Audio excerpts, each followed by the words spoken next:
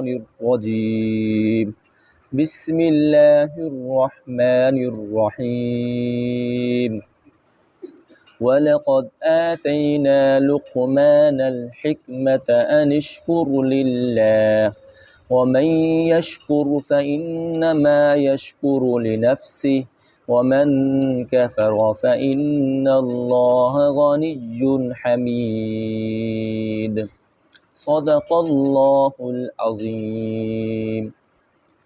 حضرت لقمان علیہ السلام نے نصیحت فرمائی، اور حضرت لقمان علیہ السلام وہ عظیم انسان جنہوں نے 4000 پیغمبروں کی صحبت حاصل کی، ان سے تعلیم حاصل کی، ان کی صحبت میں رہے، اور ان کی تعلیمات کا خلاصہ انہوں نے چند چیزوں میں بیان کیا۔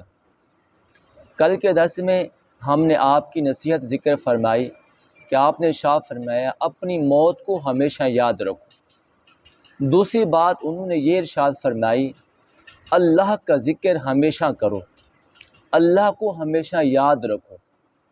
اللہ کو ہمیشہ یاد رکھنا یہ بہت بڑی نعمت ہے اور بہت بڑی دولت ہے۔ اللہ کی یاد دل میں آ جائے، اس لیے کہ ہم پیدا ہی اللہ کی یاد کے لیے ہوئے ہیں۔ اگر دل میں اللہ کی یاد نہیں ہوگی تو پھر ہمارے پاس دنیا کی بڑی دولت اور آخرت کی بڑی دولت نہیں ہوگی۔ حضرت موسیٰ علیہ السلام نے اللہ تعالیٰ سے فرمایا یا رب العالمین میں آپ کو یاد کرنا چاہتا ہوں، مجھے کوئی خاص وظیفہ بتاؤ۔ اللہ تعالیٰ نے فرمایا تم مجھے لا الہ الا اللہ کے ذریعے یاد کیا کرو۔ حضرت موسیٰ علیہ السلام نے ارشاد فرمایا اے پروردگار اس لا الہ الا اللہ کے ذریعے تو ساری دنیا یاد کرتی ہے، میں آپ سے خاص وظیفہ مانگنا چاہتا ہوں۔ تو اللہ رب العزت نے ارشاد فرمایا یہ لا الہ الا اللہ ہے تو خاص وظیفہ، لیکن ہم نے اس کو عام کر دیا۔ اللہ تعالیٰ نے قرآن کریم میں ارشاد فرمایا فَاذْكُرُونِي أَذْكُرُكُمْ، دو لفظوں میں بات سمجھا دی، اگر تم مجھے یاد کرو گے تو میں تمہیں یاد کروں گا۔ اس کے علماء کرام نے کئی مطلب بیان فرمائے ہیں۔ پہلا مطلب یہ بیان فرمایا اگر تم فرش پر بیٹھ کر مجھے یاد کرو گے تو میں عرش پر بیٹھ کر تمہیں یاد کروں گا۔ اگر تم اپنے دل میں مجھے یاد کرو گے تو میں بھی تمہیں اپنے دل میں یاد کروں گا۔ اگر تم لوگوں کی محفل میں بیٹھ کر یاد کرو گے تو میں تمہیں فرشتوں کی بہتر محفل میں تمہیں یاد کروں گا۔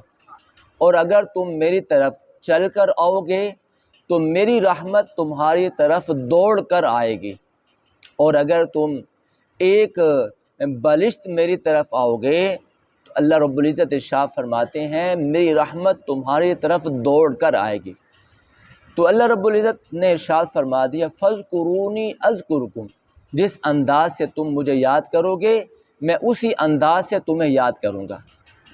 اور دوسرا مطلب علماء نے لکھا فَاذْكُرُونِي أَذْكُرُكُمْ کا یہ کہ اگر تم اللہ رب العزت کو عزت دو گے تو اللہ رب العزت بھی تمہیں عزتیں عطا فرمائیں گے۔ بشر حافی رحمۃ اللہ علیہ ایک جگہ سے گزر رہے تھے، دیکھا کہ اللہ تعالیٰ کا نام لکھا ہوا کاغذ پر زمین پر پڑا ہوا ہے۔ حضرت بشر حافی رحمۃ اللہ علیہ نے اللہ کے اس نام کو لیا، اس کو صاف کیا، اس کو خوشبو لگائی، اس کو چوما اور اونچی جگہ پر رکھ دیا۔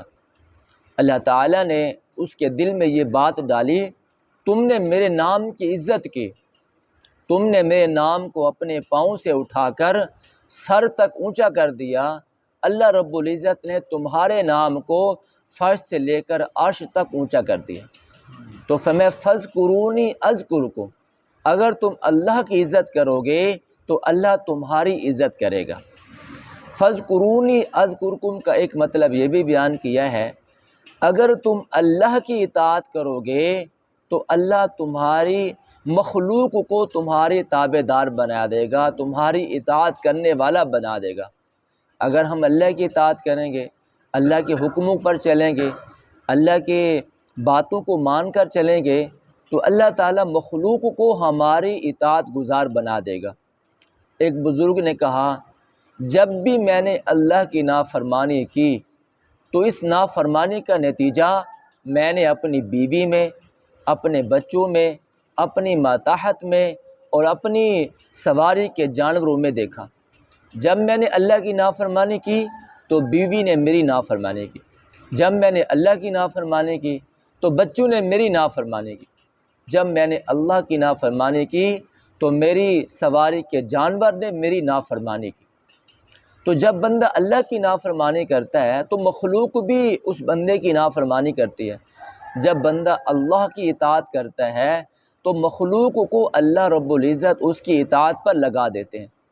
ایک بزرگ گزرے ہیں شیخ عبد الواحد رحمۃ اللہ علیہ، انہوں نے اللہ تعالیٰ سے دعا مانگی، پروردگار جس بندے کو آپ نے جنت میں میرا ساتھی بنانا ہے دنیا میں ہی آپ مجھے دکھا دیں۔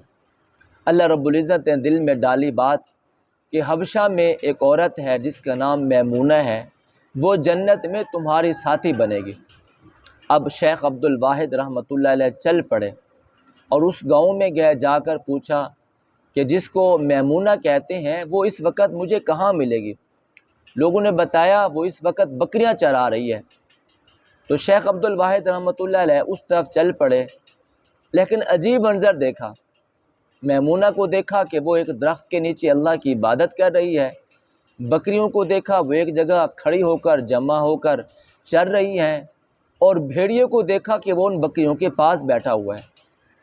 تو جب اس نے نماز ختم کی تو شیخ عبد الواحد نے اس کو سلام کیا، تو میمونہ نے کہا ہماری ملاقات کی جگہ تو جنت تھی اور تم یہاں دنیا میں آ گئے ملاقات کے لیے۔ تو شیخ عبد الواحد نے فرمایا میں نے اللہ تعالیٰ سے دعا مانگی تھی، اللہ رب العزت نے مجھے دنیا ہی میں آپ کا رستہ اور آپ سے ملاقات کرا دی۔ شیخ عبد الواحد رحمۃ اللہ علیہ فرماتے ہیں چلو یہ بات تو میں نے اللہ تعالیٰ سے دعا مانگی، اللہ تعالیٰ نے ملاقات کرا دی، لیکن میں عجیب منظر دیکھ رہا ہوں، بکریوں کی حفاظت کے لیے بھیڑیے کھڑے ہوئے ہیں، جبکہ بھیڑیے تو بکریوں کو کھا جاتے ہیں، اس کی حفاظت نہیں کرتے۔ تو حضرت میمونہ نے فرمایا جب میں نے اللہ سے صلح کر لی تو بھیڑیوں نے میری بکریوں سے صلح کر لی، جب میں نے اللہ کی اطاعت کرنا شروع کر دی تو بھیڑیوں نے میری اطاعت کرنا شروع کر دی۔ فَاذْكُرُونِي أَذْكُرْكُمْ کا یہی مطلب علماء نے لکھ دیا کہ اگر تم اللہ کی اطاعت کرو گے مخلوق تمہاری اطاعت کرے گی۔ فَاذْكُرُونِي أَذْكُرْكُمْ کا ایک مطلب یہ بھی علماء نے لکھا ہے اگر تم معصیت سے نکلنے کے لیے اللہ کو یاد کرو گے تو اللہ تمہیں معصیت سے نکال کر عزت عطا فرمائے گا۔ حضرت یوسف علیہ السلام بکے تھے مصر کے بازاروں میں اور آپ کو خریدا گیا، عزیز مصر کی بیوی نے خریدا اور پھر عزیز مصر کی بیوی ہی آپ پر فریفتہ ہو گئی اور آپ کو گناہ کی دعوت دی۔ جب عزیز مصر کی بیوی نے آپ کو گناہ کی دعوت دی تو آپ نے عین اسی وقت کہا معاذ اللہ، میں اس معصیت کے وقت اللہ کی پناہ مانگتا ہوں، اللہ کی پناہ مانگنا چاہتا ہوں۔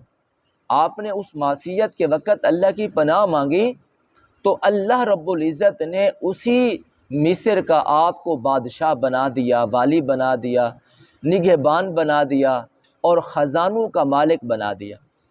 یہ کیوں ہوا کہ جب بندہ معصیت کے وقت اللہ کو یاد کرتا ہے اللہ معصیت سے نکال کر عزت کا مالک بنا دیتا ہے۔ اسی مصر میں بک رہے تھے، اسی مصر کے آپ والی بن گئے، نگہبان بن گئے، محافظ بن گئے۔ اور علماء کرام نے ایک مطلب یہ بھی لکھا ہے کہ اگر تم معصیت کے وقت اللہ کو یاد کرو گے تو اللہ تمہیں عزتیں عطا فرما دے گا۔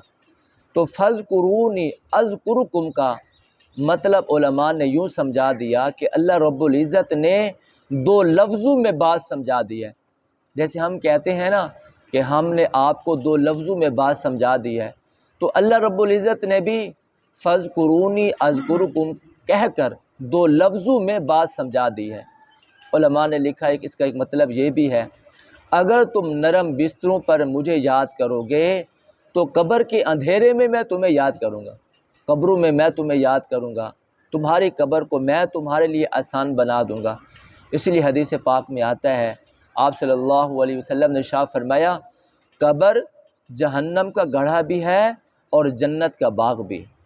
تو جو لوگ بستروں پر اللہ کو یاد کرتے ہیں، اللہ رب العزت نے ارشاد فرمایا ہم قبروں میں تمہیں یاد کریں گے۔ بہرحال حضرت لقمان علیہ السلام نے ارشاد فرمایا اللہ کو ہمیشہ یاد رکھو۔ اللہ رب العزت نے دل بنایا ہی اپنی یاد کے لیے ہے، اس لیے ماں جب اپنے بیٹے کو خط لکھتی ہے یوں نہیں کہتی کہ میری ہتھیلی تمہیں یاد کر رہی ہے، میری زبان تجھے یاد کر رہی ہے، میرے ہاتھ تمہیں یاد کر رہے ہیں، میرے کان تمہیں یاد کر رہے ہیں، بلکہ ماں اپنے بیٹے کو کہتی ہے میرا دل تمہیں یاد کر رہا ہے۔